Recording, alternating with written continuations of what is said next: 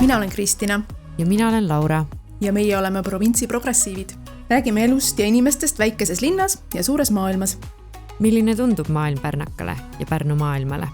Sellest kõigest sügavalt, aga humoorikalt. No nii, tere Kris!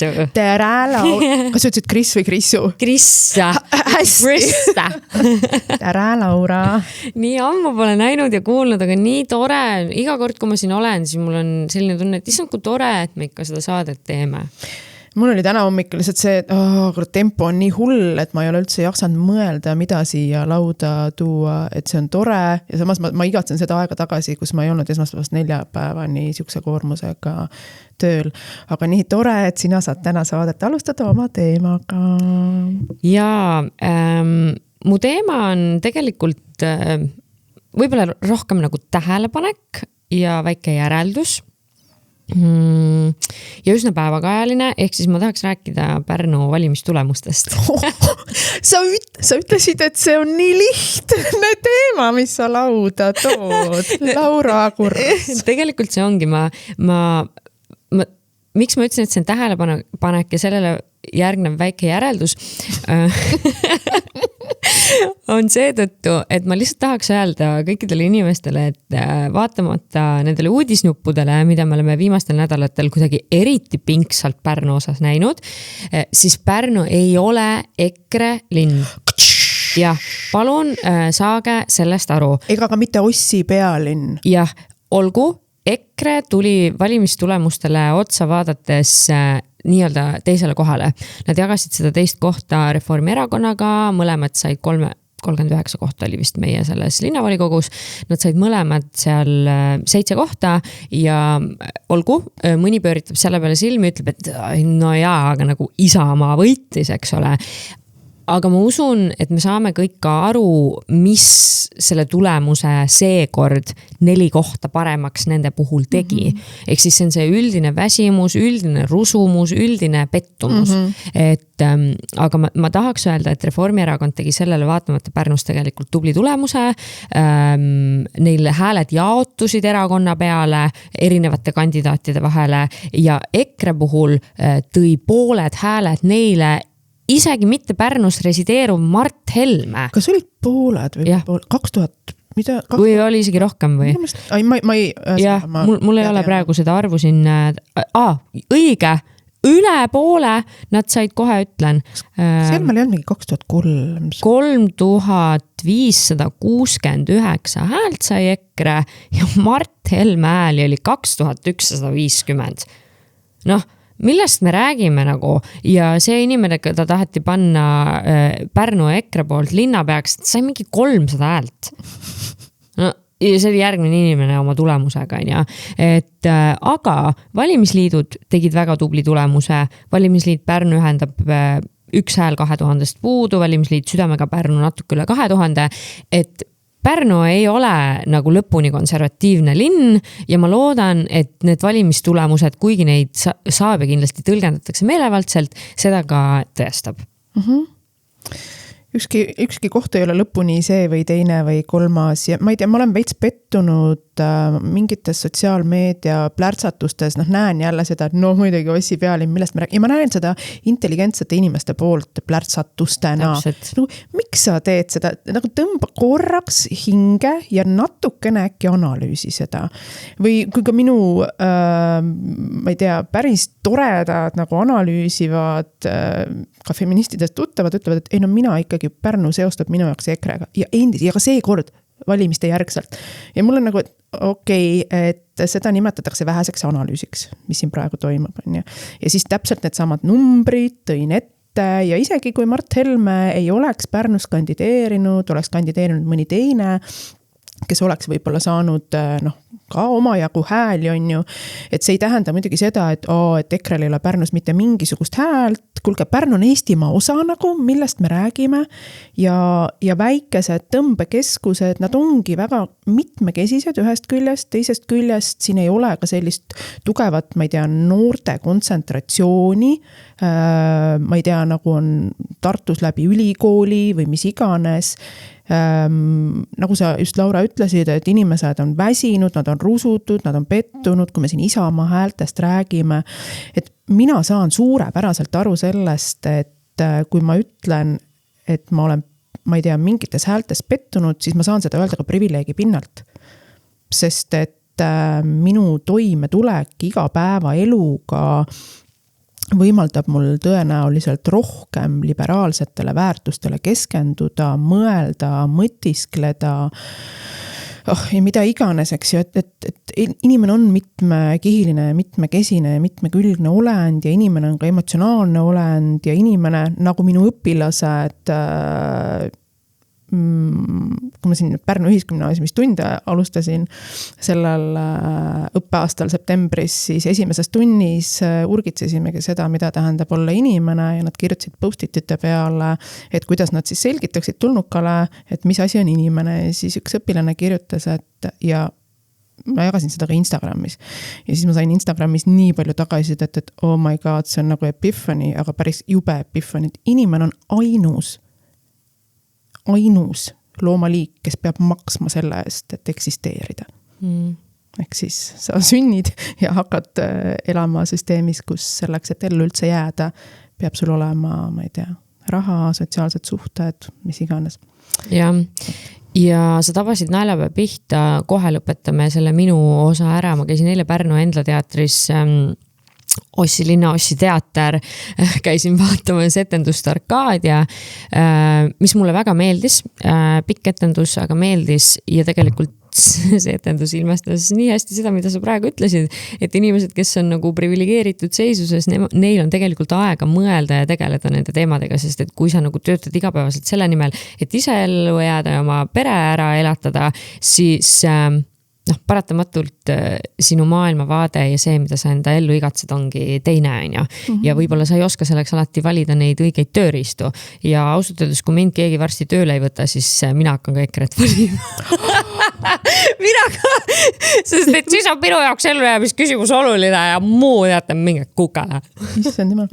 Ja ega siis muidugi privileegidega inimesed samamoodi, mida ma enda puhul privileegiks pean, ongi süke, ma ei tea, haridustase, enda sissetulekute mingisugune juhtimine. Jah, ma olen ka nii-öelda oma ajutöö poolest mitte keskmine inimene, mis tähendab seda, et mul on väga palju väljakutseid, et kogu selles neurotüüpilises süsteemis toimida, aga ikkagi ma tunnen, et ma olen nii-öelda privileegidega inimene, ka sellepärast, et ma olen heteroseksuaalne ja nii edasi. Aga et ka privileegidega inimesed, muidugi me peame toimetama selle nimel ja selle pärast, et ellu jääda. Kui nüüd keegi küsib, et no minul ei kuku ka raha niisama siin tead pähe või taskusse on ju. Jaa, muidugi ei kuku, aga see, kui palju su närvisüsteem peab lisatööd tegema, arvestades seda, et ma ei tea, kas mu lapsed saavad seda teist kolmandat, kas nad saavad klassiga sinna teise kolmandasse kohta sõita, kuidas ma oma vanemat hooldan, kes vajab hooldust, kas ma pean töölt ära tulema ja nii edasi, et mida väiksemad ja vähemad ressursid on inimestel, seda, tõepoolest nii nagu sa ütlesid, Laura, et seda vähem on neil ka aega, jaksu, võimet ja nii-öelda närvisüsteemis ruumi üldse tegeleda nende eksistentsiaalfilosoofiliste küsimustega. Ja kui keegi soovib Pärnu valimistulemusi analüüsida, siis me võiksime küsida hoopis seda, et miks sai Keskerakond Pärnus nii hea tulemuse 2854 häält. See on minu jaoks tõesti üllatus, ma ei tea, kes Pärnus päriselt Keskerakonna poolt hääletab, aga see on juba järgmise korra sissevaade. See on jah hea küsimus. Okei, hästi, ja see võiks olla järgmise korra sissevaade. Võtame selle plaani. Aga närvisüsteemist, kas sa tahad veel midagi rääkida? Ei, see oli minu suurepärane lõpp. Laura rääkis ainult 9 minutit. Ma ei tea, närvisüsteemist rääkides, ma tegelikult olen sulle juba seda süsteemi errorit kirjeldanud, mis mul on siin, ma ei tea, alates võib-olla maikuust olnud, ühesõnaga. Instagramis toimetan ma sekspositiivi konto all ja seal ma tegelen rohkem sellise inimese kui seksuaalse olendi, ma ei tea, tõlgendamisega, analüüsimisega, seksuaalharidusega, aga selle sees on kõik ka krooniline stress, närvisüsteemi, nii edasi.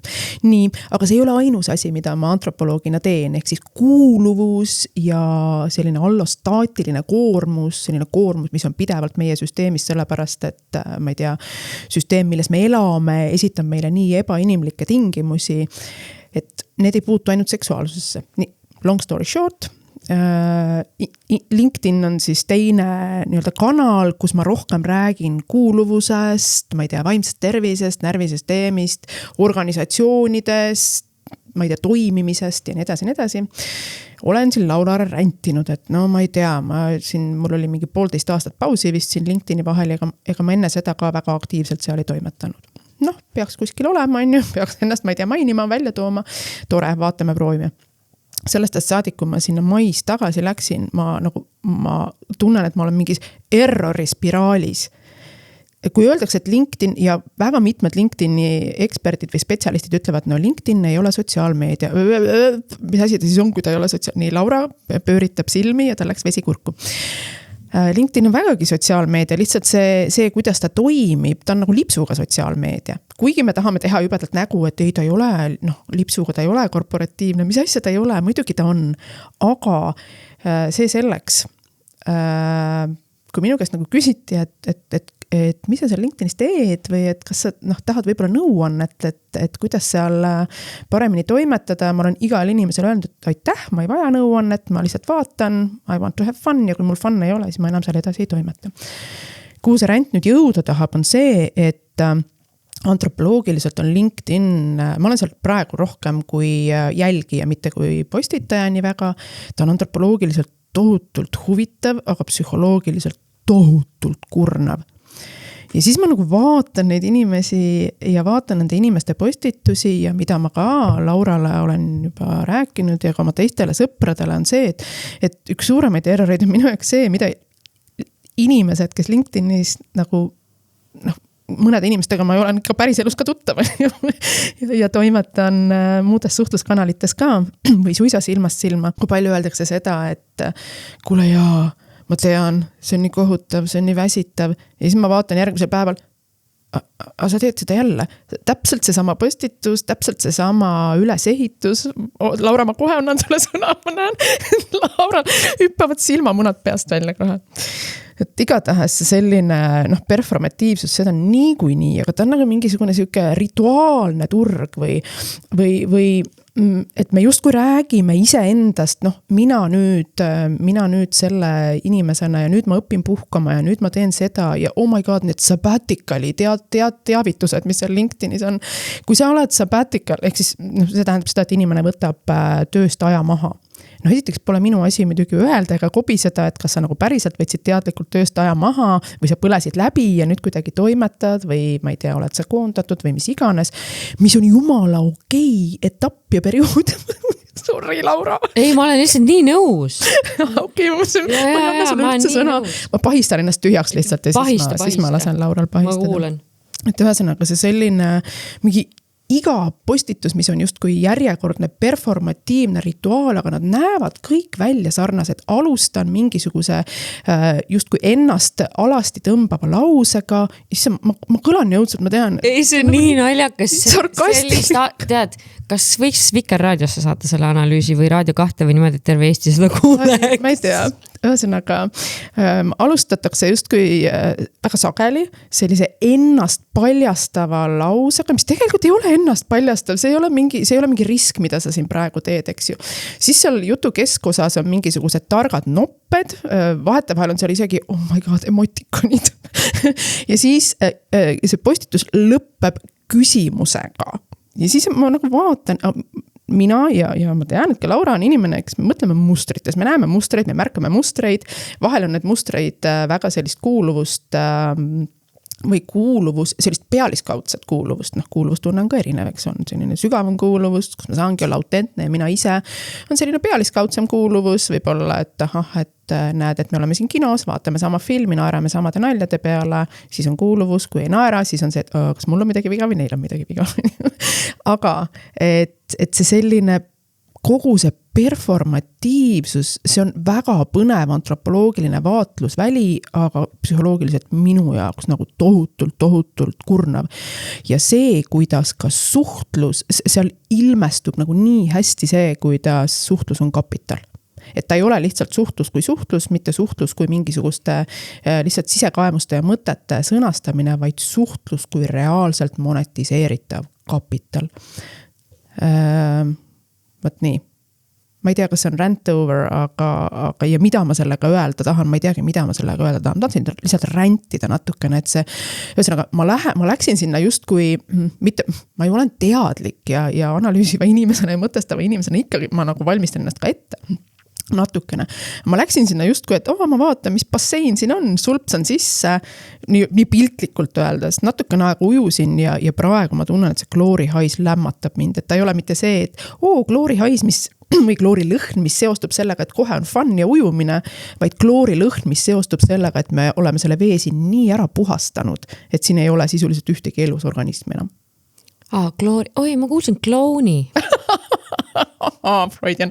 Ei, see on Freudian, sest mina ei slip. Ja kloun, ma ei tea, kas ma päris niimoodi. Ja samas ma ütlen, nagu me oleme ka sinuga rääkinud hästi sageli, et see esimene asi, kui nagu mingi emotsioon on kogunenud, ma vaatan, ma mõtlen, et kuulge, see on nii absurdne, see on kõik performatiivne, me teame ju kõik, et me mängime siin, aga me mängime seda edasi ja siis ma vaatan mingi väga tuusasid inimesi ja nad mängivad täpselt samamoodi ja siis on mul küsimus, et oota, sina ka või? Ja mitte see, et tuu brutus, vaid et sina ka mängid või? Miks sina seda mängu täpselt samamoodi mängid? Kas sa ei tunne seda kloorilõhna siin? Et see esimene plärtsatus on selline, et ma ei jaksa, ma olen nii väsinud. Ja siis on see hingetõmme, siis on see empaatia koht. On ju. Tegelikult me saame aru, tegelikult ma mõistan, mis värk sellega on, aga teie olete need samad privilegeeritud, kusjuures see privilegeeritud on ka selline naljakas sõna, et kord õpetatakse ühtemoodi, siis teistmoodi. Viimane trend on privilegeeritud. Igatahes te olete privileegiga inimesed, et te olete inimesed, kes tegelikult suudavad selle lahti haakida ja nagu lahti harutada ja aru saada, et okei, et nagu, et mis värk siin on, aga ikka nagu ketrate selles samas edasi, selles samas nagu lõngas on ju. Ja siis palju meil on tund aega või rentida? Ei ole. Ja siis on ka selline huvitav, nagu see pilt tekib seal, et et LinkedIn ongi nagu töömaailm. Kuule, ei ole, sellepärast, et hooldustöötajaid ei ole LinkedInis. Teenindajaid ei ole üldiselt LinkedInis. Siin on terve ports ja plejaad ja posu inimesi, päris eludega, päris töödega inimesi puudu, kes eksisteerivad siin maamuna peal. Nii, Laura, palun ütle midagi nüüd. LinkedIn on see põhjus, miks need päris tööinimesed kontoritöötajaid päris tööinimesteks ei pea. Nii, elaboreeri. Sest et ma vaatan LinkedIni ja mul tekib küsimus inimesed, millega te tegelete nagu. Okei, nüüd Kris ajas endal tõesti vee peale. Ja, sorry, LinkedIn on minu jaoks täielik sotsiaalporno. Sa olid... Oota, korra, ma kohe ütlen, see on nii tuus, see on nagu nii tuus, mitte sotsiaalporno kui mõiste, seda on nagu väga palju kasutatud, aga enamasti öeldakse, et sotsiaalporno on Peeter Võsa ja kõik need saated. Täpselt. Aga see, kuidas sa selle praegu ümber pöörasid... Aitäh. Ja sinna selles mõttes ma nagu jõuda tahtsingi, sest et sa tõid välja selle, et kas et need inimesed justkui ju tegelikult oleks suutelised selle analüüsi ja selle järelduseni ise jõudma ka. Ma ei ole selles veendunud, sest et kui ma vaatan seda, mis seal toimub, siis mul tekib täpselt see tunne, et siin puudub igasugune enesereflektsiooni võimekus või siis me oleme nagu sellest süsteemis, sellist kapitalistlikus süsteemis, milles me kõik peame ellu jääma, me oleme selles nii ära tuimestatud, et me lihtsalt, Orwell, 1984, Vaata, ma sain praegu koguda seda kõike siin enda sees, samal ajal kui Kris seda väga ilusalt ja ilmekalt tegelikult reklameeris. ja selles mõttes, et ühelt poolt ma ju saan ilmselgelt aru, mis eesmärki LinkedIn täidab ja ma ei tee seda platvormina absoluutselt maha. See oleks väga tore, kui ta oleks professionaalne platvorm. Minu jaoks ta täna seda enam ei ole.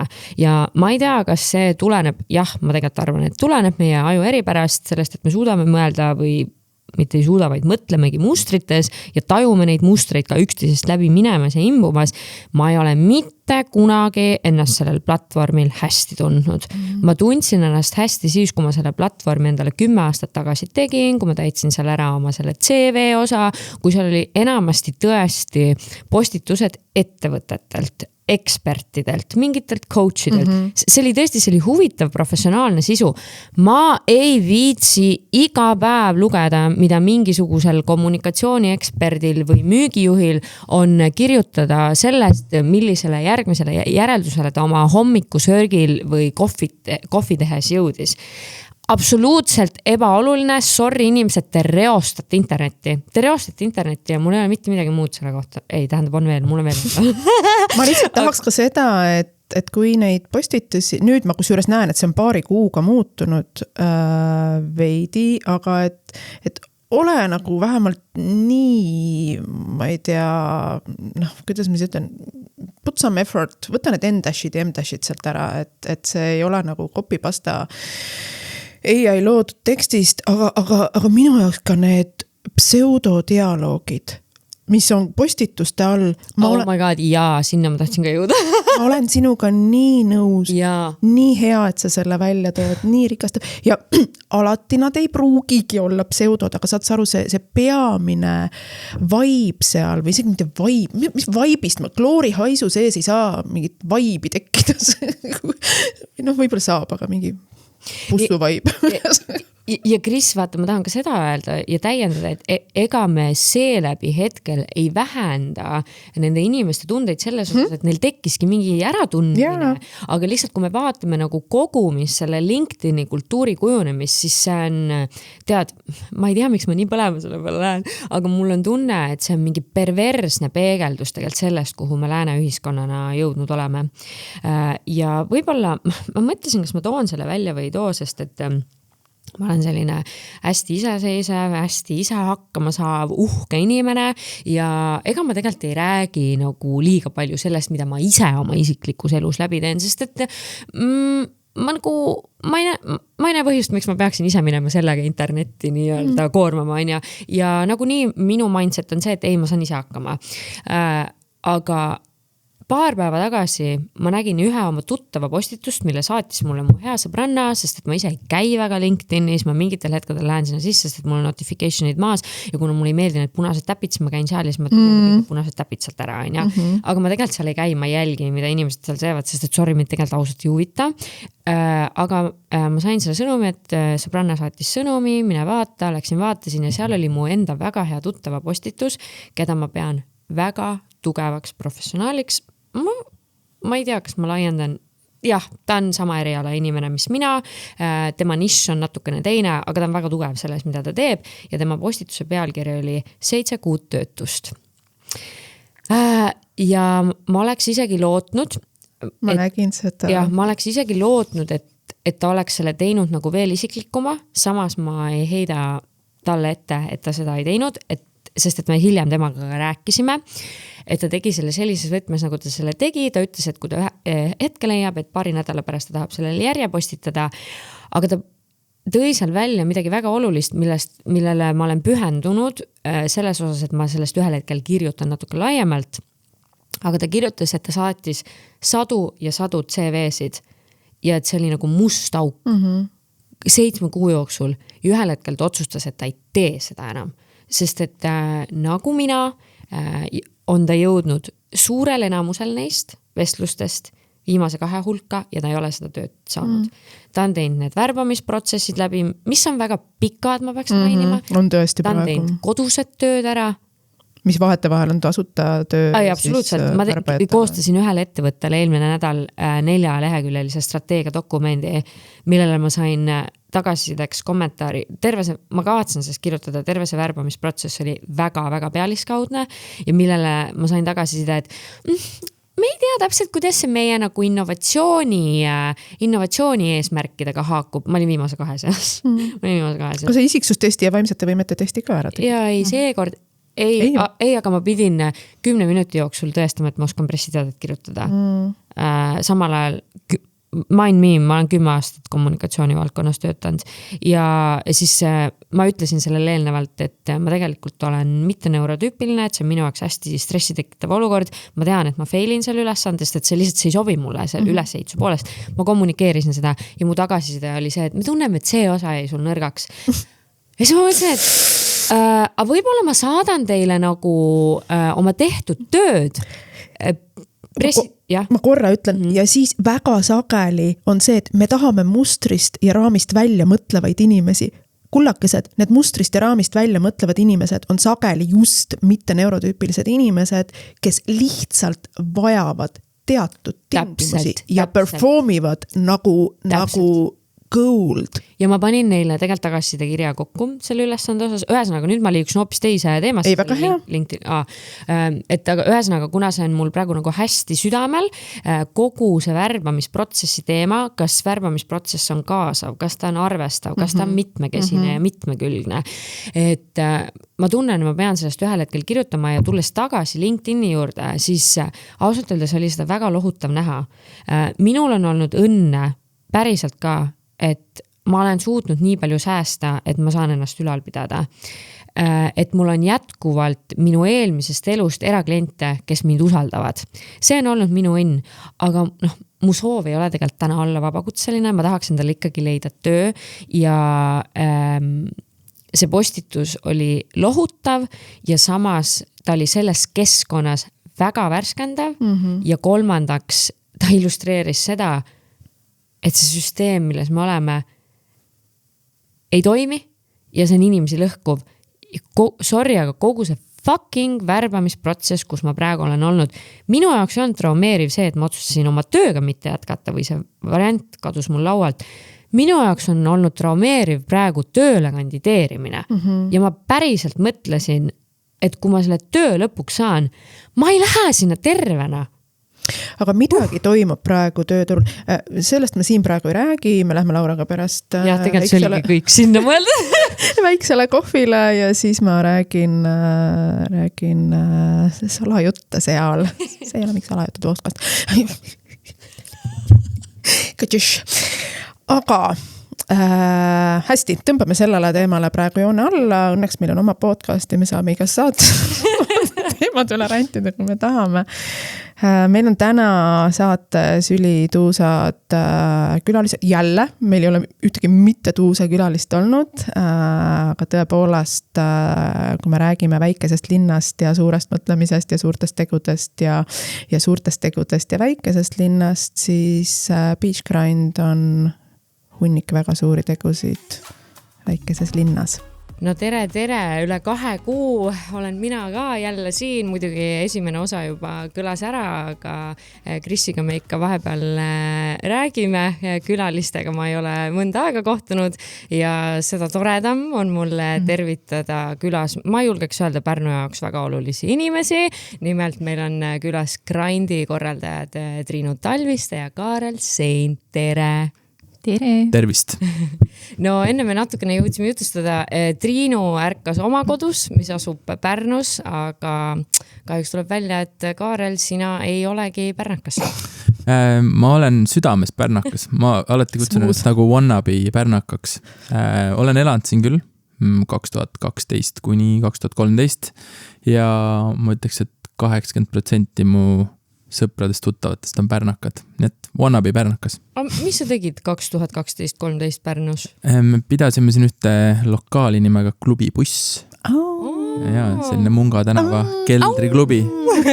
Ja siis ma olin terve aasta põhimõtteliselt, elasin Pärnus. Okay. Bussis? seal valdavalt.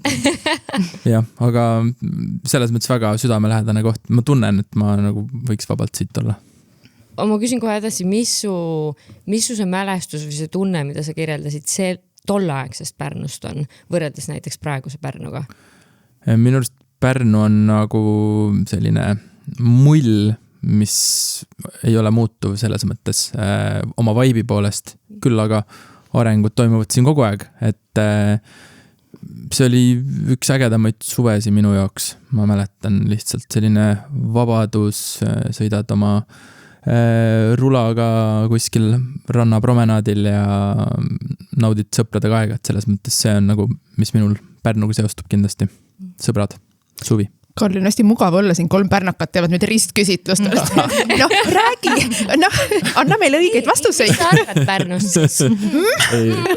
Väga hästi. Triinu, aga sina oled põline pärnak. Jaa, just nii. Millal sina tagasi kolisid? Sest et sa ju elad jälle siin. Ja.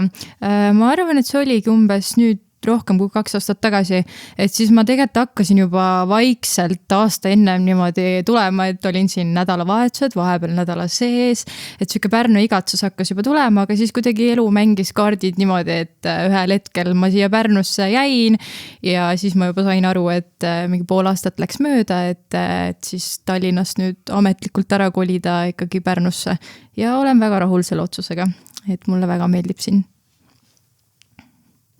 Miks sulle meeldib siin? Kusjuures hea küsimus. Kunagi, kui ma elasin Tallinnas, ma elasin seal umbes 7-8 aastat äkki, siis Pärnu puhul võib-olla oligi see, et talvisel ajal oli siin nii vaikne ja selline, ma ei tea, kõle ja vähe inimesi ja polnud tegevust väga.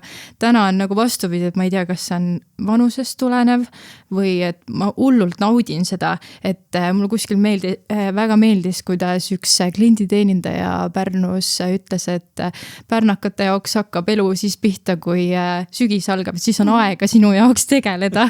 Et ma just nagu naudin seda, et siin ongi see vaikus ja sa jõuadki 5 minutiga poodi ja tagasi, et Tallinnas on täiesti risti vastupidi, et ummikud, nii palju inimesi, et võib-olla kuidagi vanusega tuleneb see nagu mingi rahu ja vaikus ja samas on nagu suvisel ajal ka väga mõnus melu.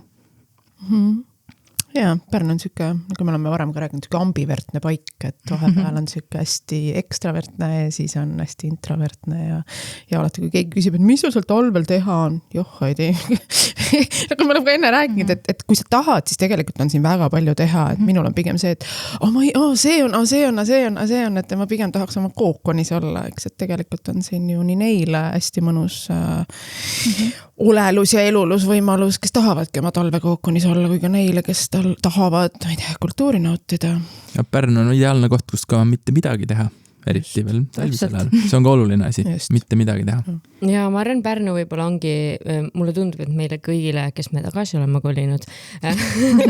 Vaatas Laura Kaarli poole.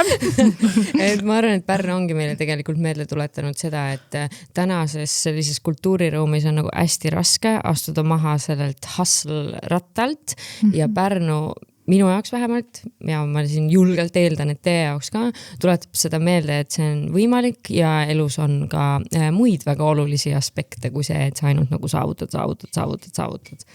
Et, ma arvan, et rahu on ka tänases maailmas on, kahjuks võib öelda, et saavutus, et me nagu saavutame selle, et kõle, it's okay.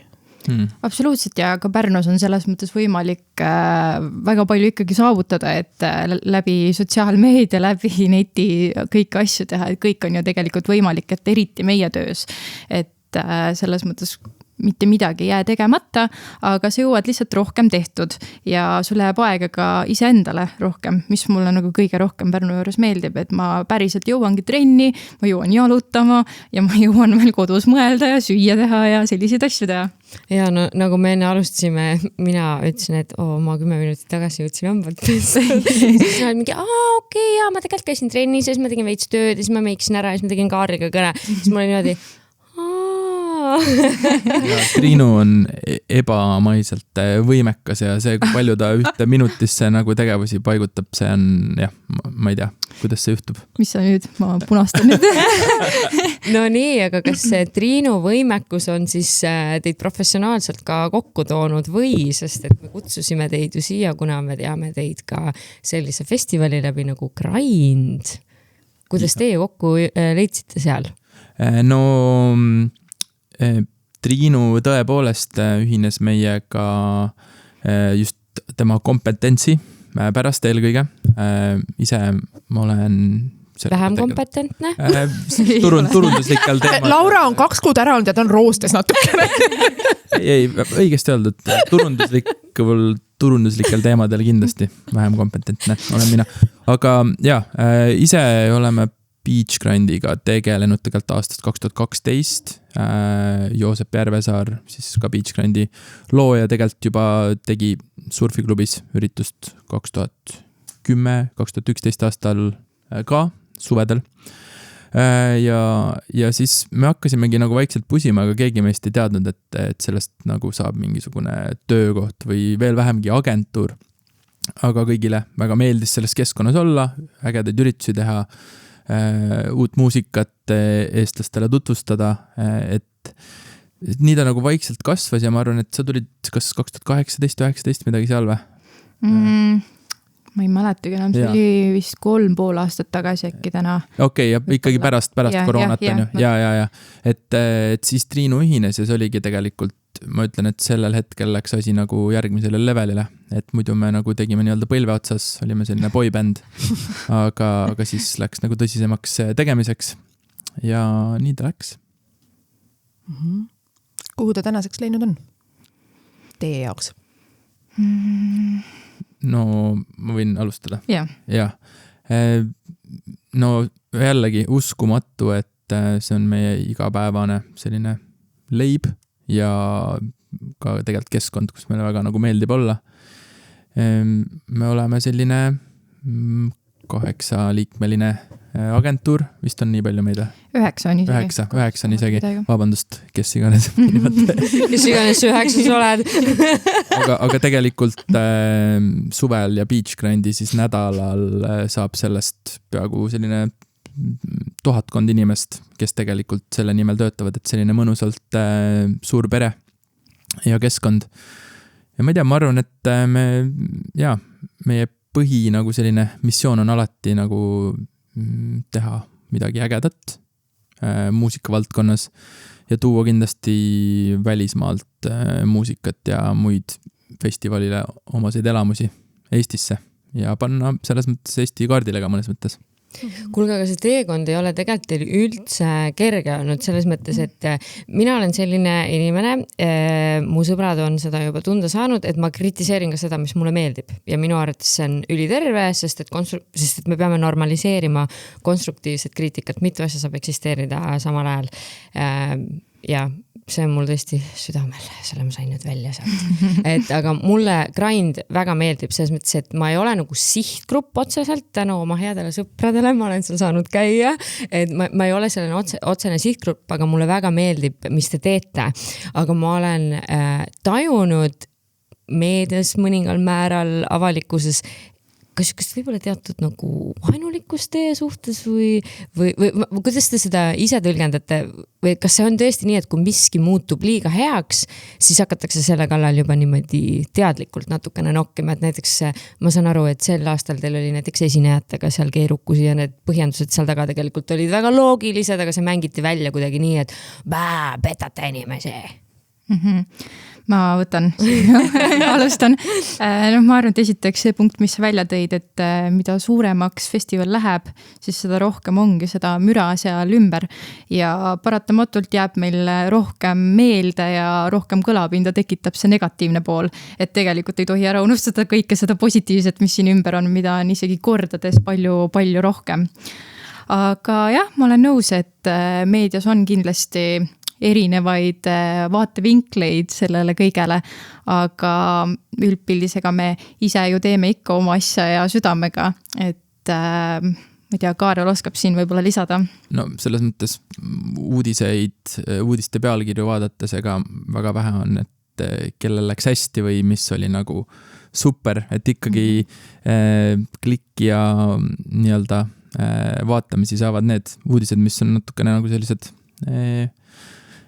teistsugused on ju, aga ega me ei saagi oodata, et inimesed nagu saavad aru, et miks see artist ei tulnud samamoodi nagu meie, me oleme seal igapäevaselt sees, me teame, kui keeruline see logistiliselt on maailma A-klassi staari graafiku keskel nagu kogu seda asja kokku panna ja ta lõpuks ja nagu Pärnusse toimetada, et see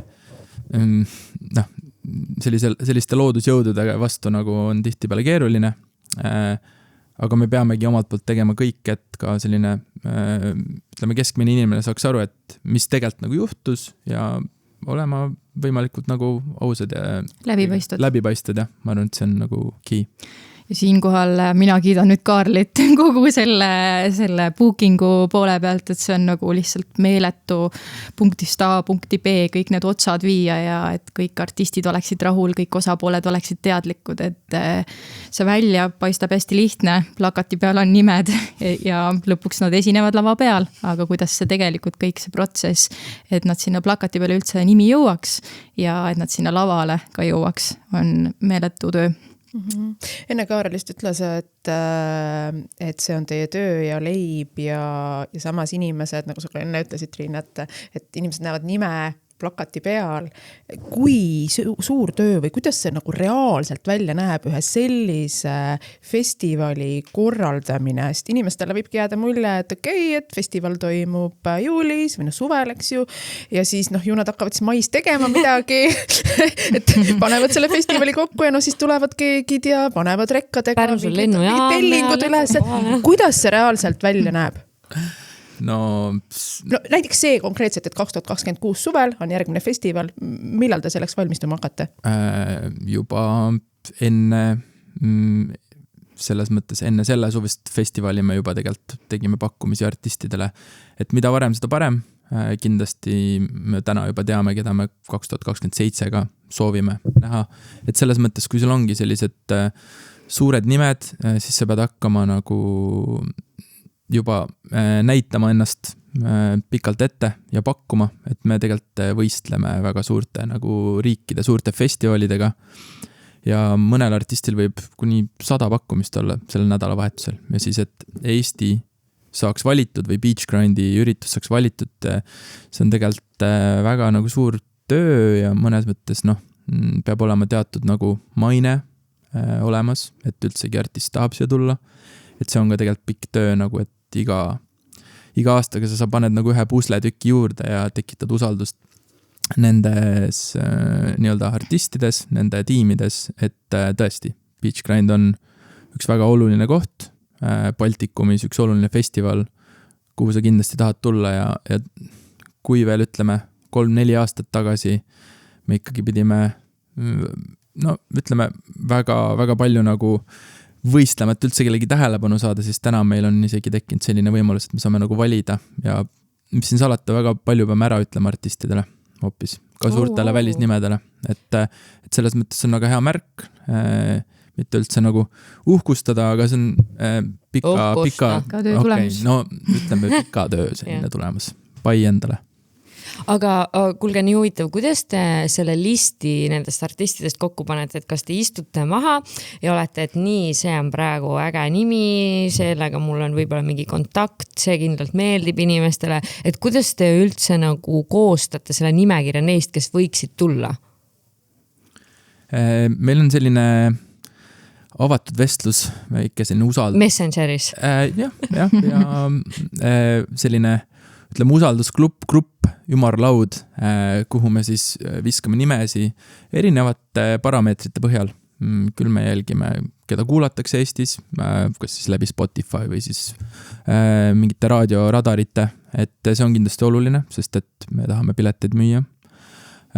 Teisest küljest jälgime natuke, kes on sellised uued värsked nimed, et korraldaja jaoks on kõige magusam see artist, kes on just nagu läbimurde seal nagu äärel, ehk siis sa võite saada väga nagu soodsa hinnaga ja siis loodad, et 6 kuud või 10 kuud hiljem ta siis murrab läbi ja siis on vau, et super tulemus.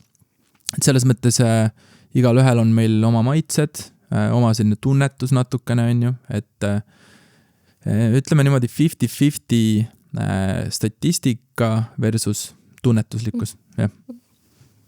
Triinu, midagi lisada?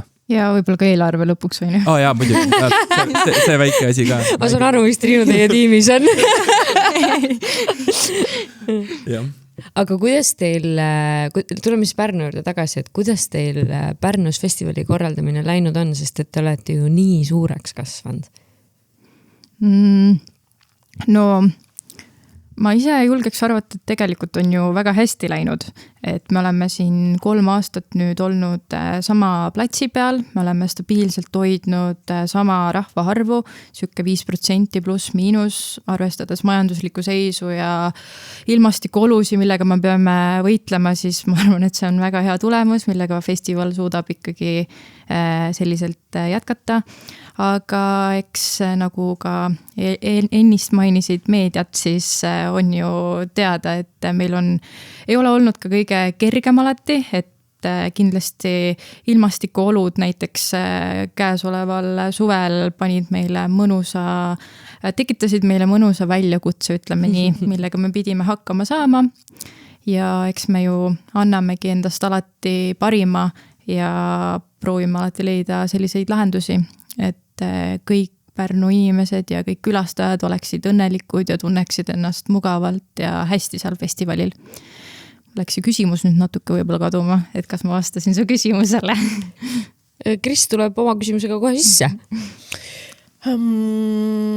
Ja ilmastikust sa rääkisid, sellel aastal me just vaatasime, et me lahkusime oma armsamaga kesklinnast enne, kui pidu pihta hakkas, vaatasime, et see on nii hea, veab neil, ilm on nagu imeline, kas nüüd jääbki ja siis ühelt maalt hakkas pihta.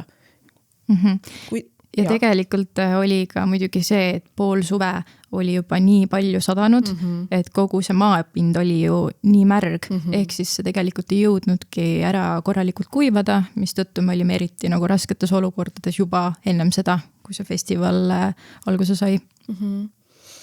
Ja no siis pärast festivali see pahameel, et tulevad ja songivad ja teevad meie pargi koledaks ja rikuvad meie linnapildi ära ja mis te sellise tagasiside või kriitikaga peale hakkate? No selles mõttes, et kõik õige.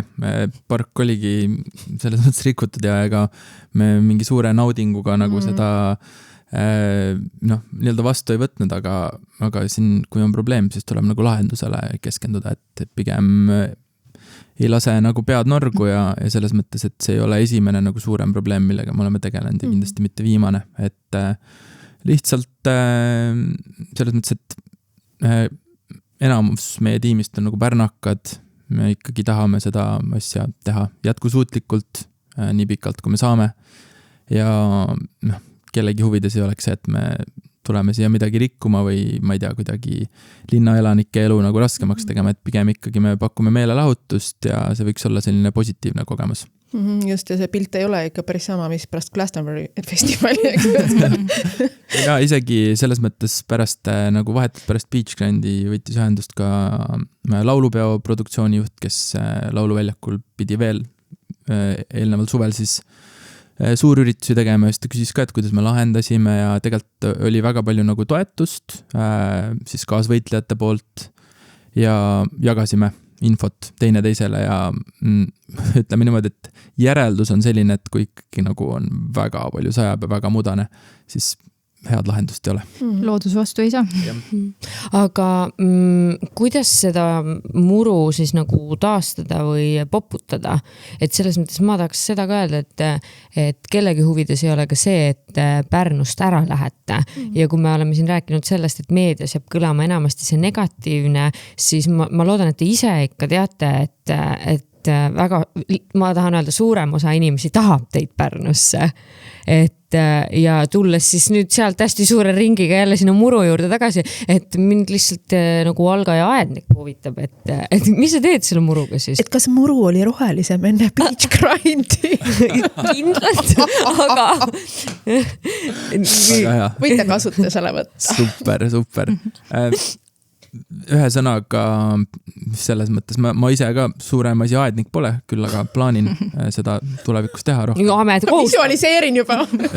Ütleme niimoodi, tegelikult juba enne beach grindi ja linnavalitsuses oli ka laua taga ju ikkagi haljastus siis ekspert, kellelt me siis saime natuke infot, aga suures pildis ikkagi tuleb kõigepealt see nii-öelda kahjustatud pinnas ära koorida ja siis uut mulda peale panna, muruseemet, väetist, eks ole, ma ei tea, mitu me tõime 150 tonni mulda vist, et see park taastada, seda on ikka omajagu. See taastamine läks nagu 3 korda suurem kui see pidi ja tegelikult oli ka see eelnev töö suurem kui kõik eelnevad aastad, et me olime selleks juba valmistunud, aga paraku ei osanud me arvata, et nii hulluks see olukord läheb. Just, ja kuigi olime seda heina varunud ka juba ennetavalt, et nagu mingid olukordi päästa eelmiste aastate põhjal natuke on see nagu aidanud, aga see aasta oli hoopis teine nagu mastaap, et jällegi uus selles mõttes õppetund nagu tagataskus ja kindlasti oskame paremini edasi. Aga nii huvitav, kas sinna oleks võimalik neid nagu Muru, neid lappe ka asetada või ma tean, et see on üks variant vist, mida kasutatakse? Jaa, kindlasti. Sa mõtled siis nagu kunstmuru tüüpi? Muru nii-öelda juba valmis. Ja, absoluutselt. Selles mõttes on erinevaid viise jõuda sama tulemuseni, et me võtsime natuke selle soodsama variandi, mis on siis muru külvata, aga saad tegelikult ka täiesti uue nii-öelda muru istutada, mis oli ka tegelikult arutlusel, aga siis hetkel tegime nii, nagu tegime. Kuulge, aga mis tunde teis pärast festivali, te tegite nii suure töö ära ja mis tunde teis see pahameele torm tekitas? No selles mõttes väga keeruline, et tahaks ju peale festivali ikkagi öelda, et jess, tehtud sai pingelangus, nii head emotsioonid, aga eks ta muidugi ju rikub vaibi, kui mina olen siin Pärnus igapäevaselt ka edasi käisin seal pargis ja nägin seda kõike oma silmaga ja selles mõttes muidugi see oli väga raske, aga selles mõttes fakt on ka see, et me teeme ju selle nagu nii korda, aga jah, eks see tagasiside ja kogu see protsess oli ikkagi nagu rikkus seda vaibi nii-öelda, muidugi päris palju. Aga me proovisime ka meeskonna, naiskonna tiimisiseselt sellist kamba vaimu üleval hoida ja meil oli piisavalt põhjust selle jaoks ka, et eelkõige nagu artistide tagasiside sel aasta oli nagu suurepärane, et selles mõttes ei ole maailmas väga palju kohti nagu Pärnu, no tegelikult mitte üldse, ainult Pärnu ongi selline. Hästi, väga hea. Just ainulaadne, unikaalne koht. Tuli meelde, mis saates. Ei, Pärnu on väga ainulaadne.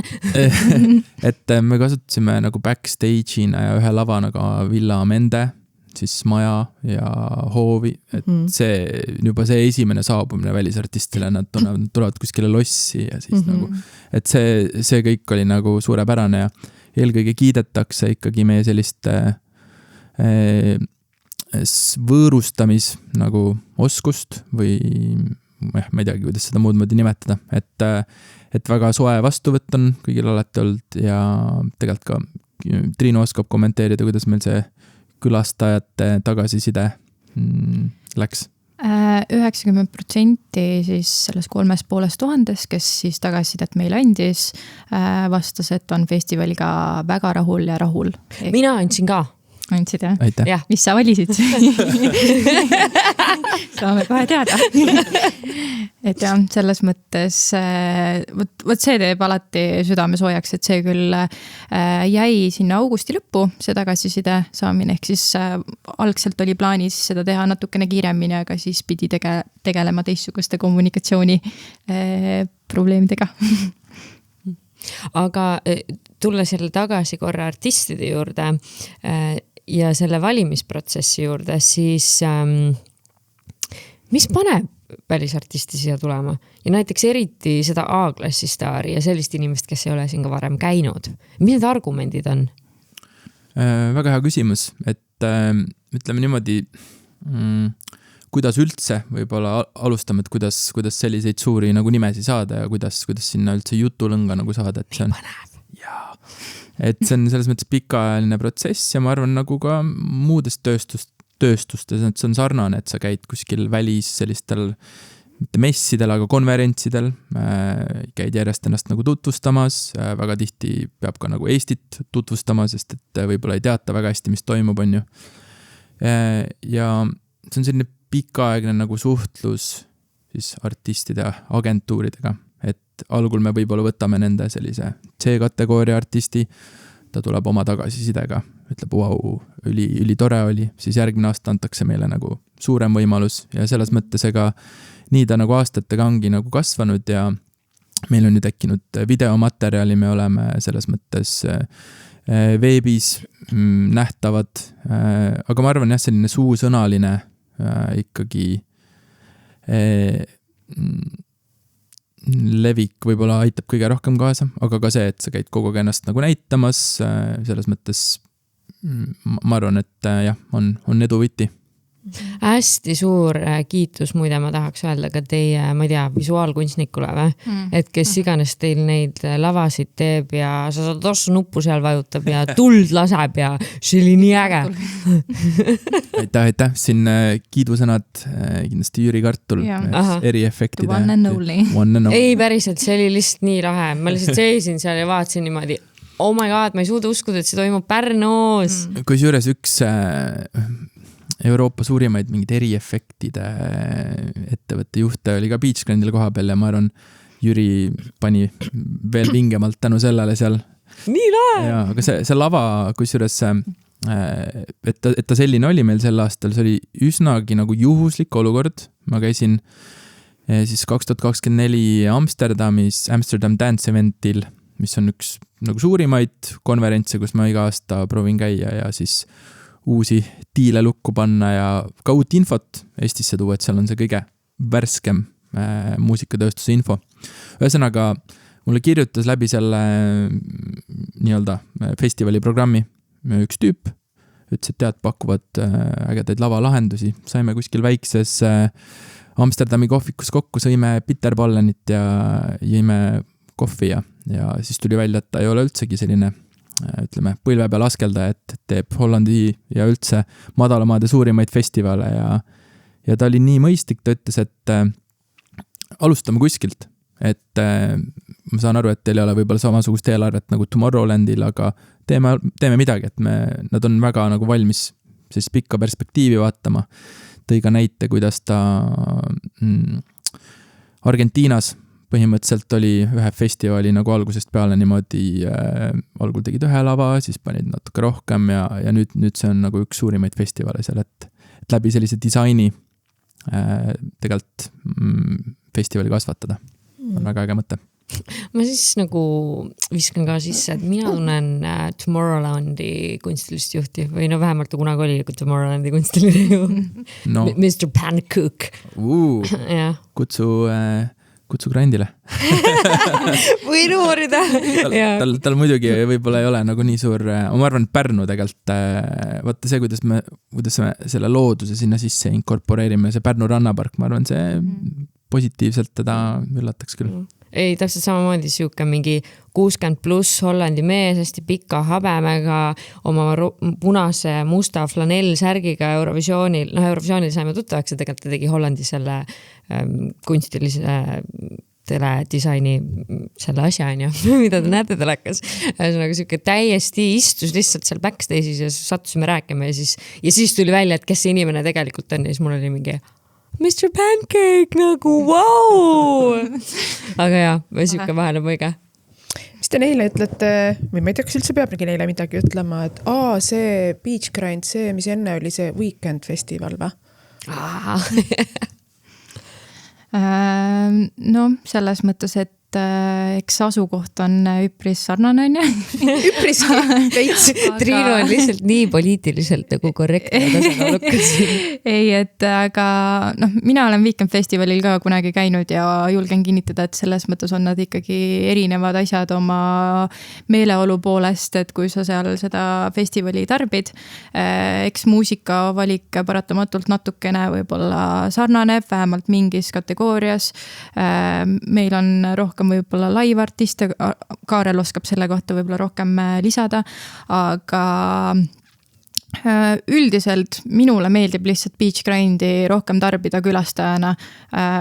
Ma võin seda väita ka ennem seda, kui ma ei töötanud veel siin tiimis ja ma külastasin Beach Grindi, et seal on ikkagi väga suur vahe, kas on Weekend Festival või Beach Grind, aga sellist head erinevust ma kohe nagu niimoodi ei siin on väga suur erinevus. Beach Grind oli enne Weekend Festivali olemas, kui isegi Weekendist polnud veel mõeldud.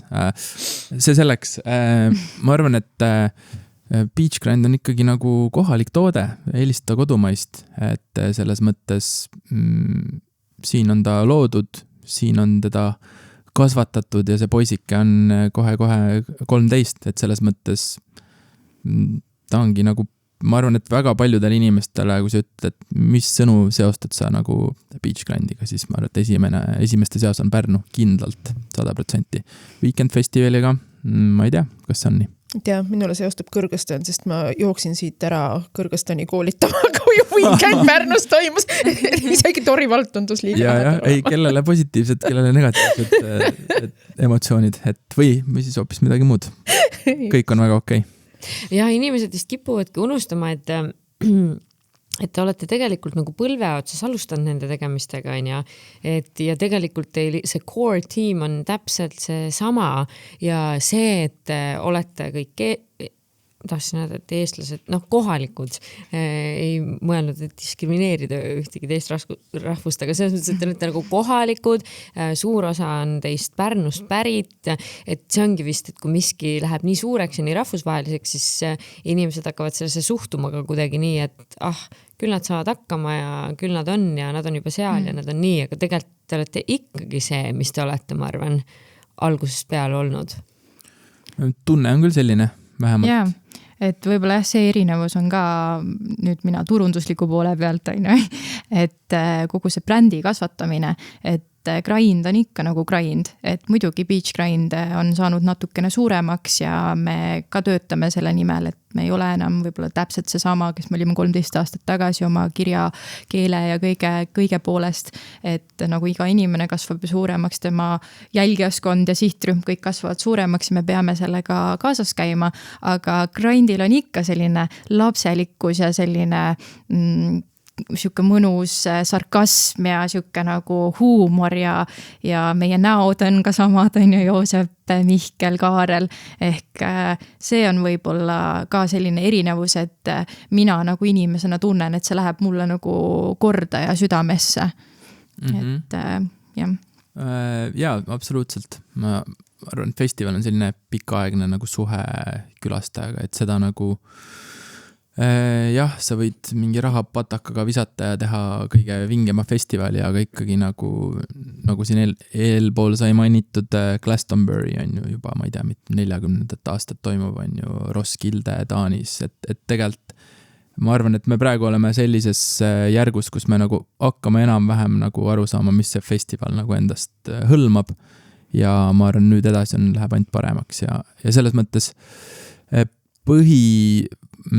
selline eesmärk minul vähemalt on see, et mul oleks endal seal mõnus olla.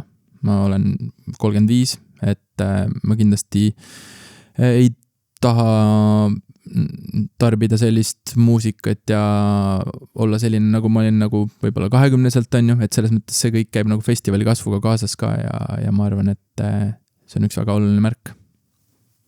Aga kuhu te siis järgmise aastaga suundumas olete? Mis selline rada on, mille te võtnud olete? Rada on selles mõttes mitte lihtne, rada on väga keeruline, aga tahaks ikkagi mitmekesisemaks kogu seda muusikavalikut, rohkem elavat muusikat tuua. Meil on ka mingid jutuajamised võib-olla uuest lokatsioonist, ma ei tea, kas seda võib mainida Moka otsast? Ja. Mokatsioon. Mokatsioon. Töötame, ütleme nii, et koostöös Pärnu linnavalitsuse ja ametnikega, et saada kuskile natukene mujale. Tõesti. Ja vaatame, kuidas, aga praegu ütleme, väga perspektiivikas koht on, juba tundub, et hakkab lubama. Okei. Vaat, et see on... Alla ei anna. Kas seda võib küsida, et kas te liigute siis nagu linnast ära või jääte linna sisse? Plaan on linna sisse jääda. Väga tore. Nii, Pärnaka nüüd kohe... Valli jäär, valli. Aga ja kindlasti ma arvan sellist keskmist vanust mõõdukalt tõsta või vähemalt nagu jätkata seda suunda, et me ikkagi julgustame kõikides vanustes inimesi, kellele meeldib hea muusika, et meil on selles mõttes igasugu erinevat valikut, et sa saad ikkagi ja võib-olla saad tutvuda ka uute stiilidega, et selles mõttes väga palju nagu mu enda vanemad käivad kogu aeg Beachgrandil ühest küljest, et nagu minu pärast, aga nad on ka nii palju uut muusikat avastanud ja iga aasta neil on nagu wow, polnudki sellist asja kuulnud, et iga aasta nagu visuaalselt ka ma näen, et see nagu muutub, aga mitte, et me põhiliselt ei käiks nagu noored, aga kogu point on selles, et sa ei pea tundma ennast ebamugavalt, et jällegi ise väga suure festivali hundina üle maailma käinud erinevates kohtades. Hollandis näiteks on väga tüüpiline see, et sul ongi 18-aastane laps ja siis nende vanemad 50-60 aastased on kuskil tehnoreivil koos nagu, et täiesti okei nähtus.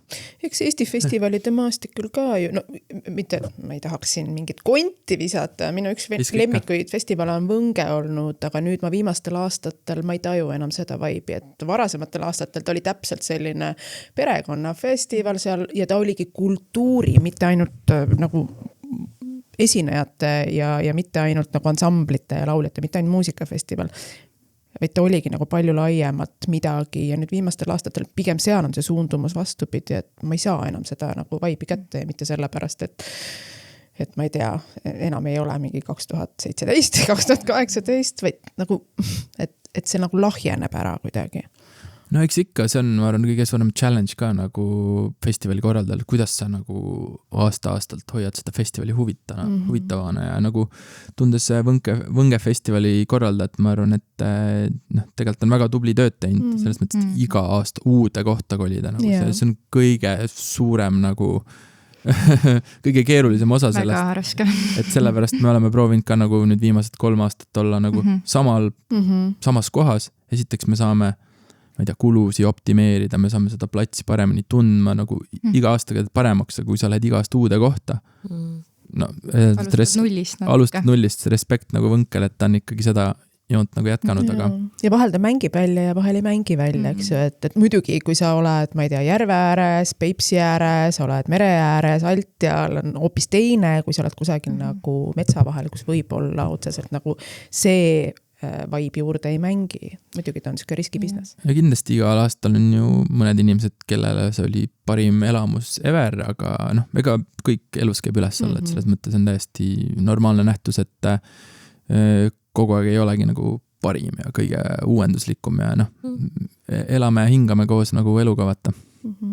Ja võib-olla siia on sellest vanusest veel rääkida, et mul kohe haakus see, et me oleme 3 aastat siin teinud tagasiside küsitlust ja tegelikult statistika näitab ja tegelikult ka ise platsil olles näed, et keskmine vanus on tõusnud, mitte küll liiga palju, aga meil ei ole festivali läinud 18-25, et selline kõige keskmisem vanus on 18-30, aga seal 30-35 on ka ikkagi päris viisakalt esindatud ja ka sealt edasi ja ka 65+ oli meil täitsa tagasiside küsitleja vastajaid.